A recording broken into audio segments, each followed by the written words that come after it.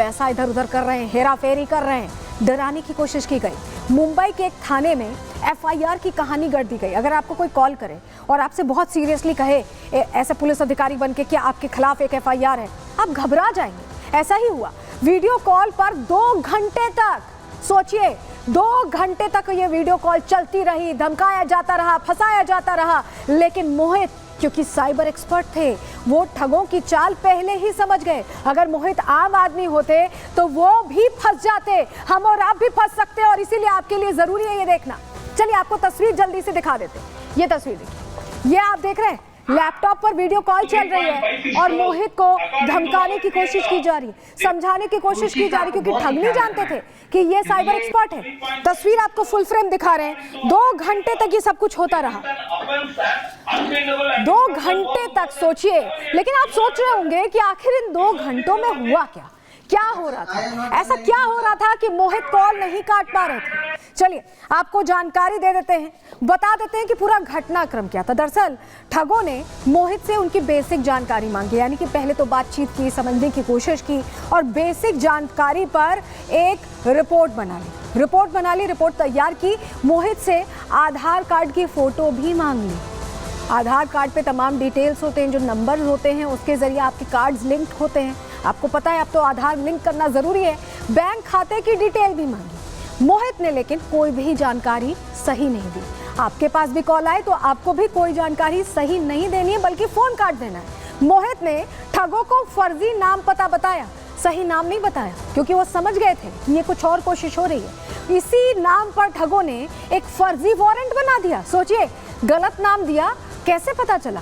पहले तो मोहित ने अपना नाम मोहित नहीं बताया, और उसके बाद जो ठग कहानी सुना रहे थे कि मुंबई में एफआईआर दर्ज हुई है, उसमें उसी फर्जी नाम से एक वारंट, ई वारंट तैयार करके भेज दिया। वारंट चेक करने के लिए मोहित को कहा कि देखो तुम्हारे खिलाफ रिपोर्ट लिखी गई है। फर्जी इंस्पेक्टर बीच में मोहित को डराता रहा, कहता रहा कि तुम्हारा मामला बहुत गंभीर है, तुम फंस जाओगे, तुम्हें जेल हो सकती है। मोहित ने ठगी का पूरा वीडियो रिकॉर्ड किया, हमारे आपके जैसे लोगों को सचेत करने के लिए, सावधान करने के लिए, क्योंकि ये समझना जरूरी था कि आखिर किस तरह से घटना होती है, क्योंकि डिजिटल अरेस्ट की घटनाएं आजकल बहुत तेजी से बढ़ती हुई दिखाई दे रही हैं और इसमें समझ नहीं आता कि आखिर हो क्या रहा है। चलिए आपको जरा बताते हैं कि बात क्या हुई। जरा फुल फ्रेम करिएगा, ऑडियो सुनाइएगा, किस तरह से बातचीत हुई है, सुनिए। No, sir, I do not know. Canara Bank manager.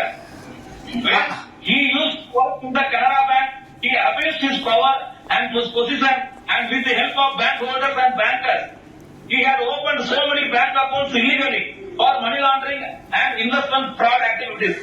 Because 10 days ago, almost 15 CBI officers raided Suresh Anurag house. They found 235 ATM cards, some credit cards and passport also. And out of this 235 ATM cards, there is a one SBI bank ATM card which is registered under your name. How it is possible? And you saying you don't know the main suspect Suresh Anurag? तो देखिए जो call आया उसमें कहा गया कि 2 SIM card मिले हैं और उसमें से एक सिम कार्ड आपके नाम पर है। मोहित को यह कहा गया कि एक सिम कार्ड आपके नाम पर है और इससे मनी लॉन्ड्रिंग हुई है, पैसों का हेरफेर हुआ है और आपको इसकी जानकारी नहीं, ये कैसे हो सकता है? ऐसे में फंसाने की कोशिश मोहित को की जा रही थी कि मोहित डर जाए और उसके बाद जो उनकी मांग होती मोहित वो पूरी कर देते। यही करने की कोशिश की गई, लेकिन मोहित ने समझदारी से काम लिया। आपको भी समझदारी से काम लेना है। मोहित से हमने बातचीत कर समझने की कोशिश की कि ऐसा करने के बाद किस तरह से उनकी हाजिर जवाबी या उनका प्रेजेंस ऑफ माइंड यहाँ काम आया। एक बार सुनवाते हैं मोहित क्या कह रहे हैं इस पूरी घटना के बाद। कॉल आया जिसमें मुझे बोला गया कि ट्राई की तरफ से दूरसंचार विभाग की तरफ से आपके लिए कॉल है और आपका जो नंबर है वो बंद हो जाएगा और वो 2 घंटे के अंदर बंद हो जाएगा। आपको एक दबाकर आप उसकी और जानकारी ले सकते हो। तो मैंने एक दबाया और ऑटोमेटिकली वो कॉल सेंटर पर चला गया। कॉल सेंटर पर एक पर्सन मुझे बोलता है कि आपका जो नंबर है वो मुंबई में यूज़ हुआ है, आपके नंबर के थ्रू कुछ इलीगल एक्टिविटीज़ पाई जा रही है, जो कि अब आपका नंबर विद इन 2 डेज़ के अंदर वो बंद कर दिया जाएगा। तो अगर आप इसको सॉल्व कराना चाहते हो तो एक बार आप पुलिस स्टेशन में, मुंबई पुलिस स्टेशन बात कीजिए।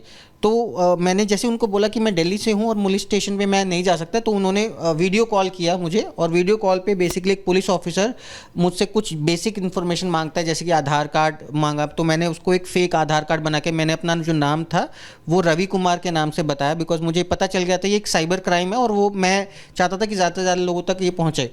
केस नंबर बताए थे, तो मुझे बताया कि इस वेबसाइट पर जाकर क्रिमिनल अपील सर्च कीजिए और अपना केस नंबर डालिए। मैं वेबसाइट पर गया, अपना यहाँ पर मैंने सेलेक्ट किया क्रिमिनल अपील, और मैंने केस नंबर जो उन्होंने मुझे फेक बना के दिया था वो मैंने डाला, सक्सेस होके क्लोज। आप ये देखिए, मतलब ईडी की तरफ से एक फेक वारंट उन्होंने मुझे वेबसाइट पर दिखा दिया। तो देखा आपने, पहले कहा कि गलत कार्ड, आपका जो कार्ड है वो गलत काम के लिए इस्तेमाल किया गया, और उसके बाद ईडी का वारंट भी दिखा दिया गया। यानी कोई भी इंसान डर जाएगा कि ईडी का वारंट आ गया। क्या होता है ये डिजिटल अरेस्ट, जरा आपको समझा देते हैं। ये एक तरह का साइबर फ्रॉड है। जी हाँ, यहाँ पर ठग किसी को भी वीडियो कॉल कर लेते हैं जिनकी उनके पास थोड़ी बहुत जानकारी होती है, और खुद को पुलिस अधिकारी, ईडी अधिकारी, अलग तरह के अधिकारी बताते हैं, और फिर क्या कहते हैं कि आपके ऊपर केस है, कहानी गढ़ते हैं केस की, और इसके लिए बाकायदा एफआईआर, ई-एफआईआर भी भेज देते हैं, जैसे ही मोहित के केस में भेजा गया।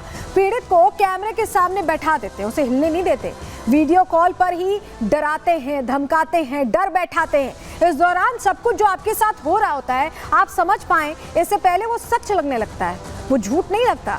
कई लोग इसके झांसे में आ जाते हैं, फंस जाते हैं। ठग उनकी पर्सनल जानकारी जुटाते हैं, उनकी डिटेल्स लेते हैं, अकाउंट पूरा का पूरा खाली कर देते हैं। इससे पहले कि वो समझें, सब कुछ साफ हो जाता है, जेब से पैसे निकल जाते हैं, और ये किसी को समझ में भी नहीं आता। और ये घटनाएं बहुत आम हो गई हैं, बार बार ऐसी घटनाएं अब सामने आ रही हैं जो डर बढ़ा रही हैं आम लोगों में, क्योंकि बहुत से हमारे बुजुर्ग हैं, बच्चे हैं जो फ़ोन इस्तेमाल करते हैं और शायद वो समझ ना पाएं, और जब उन्हें डर लगे तो उन्हें बचाने वाला कौन होगा। इसीलिए ये खबर हम आपको दिखा रहे हैं। चलिए आपको बताते हैं कि कैसे बचें, डिजिटल अरेस्ट से आप कैसे बच सकते हैं। अब आपके सामने ये जानकारी हम रख रहे हैं। देखिए, अनजान कॉल आए तो आपको यकीन नहीं करना है, आप क्रॉस वेरीफाई कर सकते हैं, उस नंबर को सर्च करके देख सकते हैं कि ये नंबर कहाँ का है। अनजान नंबर से वीडियो कॉल्स बिल्कुल नहीं उठाइएगा, क्योंकि ये कुछ और हो सकता है, किसी साजिश में फंसाने की कोशिश हो सकती है। किसी को पर्सनल जानकारी ना दें, कोई आपसे बात करे, आपसे कहने लगे कि अपनी अकाउंट डिटेल दे दीजिए, कोई OTP आया दे दीजिए, बिल्कुल मत दीजिएगा। उस OTP की मदद से ही वो आपके अकाउंट तक पहुंच सकता है, और पूरा कैश, पूरा जो आपका उसमें पैसा है वो ड्रेन कर सकता है। कोई फ़ोन पर अगर डराए धमकाए तो बिल्कुल मत डरिए, फ़ोन करिए 100 पर, 1200 पर, और बताइए। फ़ोन पर आधार की जानकारी ना दें, आधार का जो नंबर होता है आपका, जो यूनिक आइडेंटिफिकेशन नंबर है, वो बिल्कुल मत दीजिएगा। उससे बैंक खाते जुड़े होते हैं, उससे और जानकारियाँ आपकी जुड़ी होती हैं, ऐसे में आपकी जो पर्सनल डिटेल्स हैं वो कॉम्प्रोमाइज़ हो जाएंगी। बैंक खाते की भी जानकारी ना दें। अपना OTP, जो मैं पहले ही आपसे कह रही थी कि किसी से शेयर ना करें।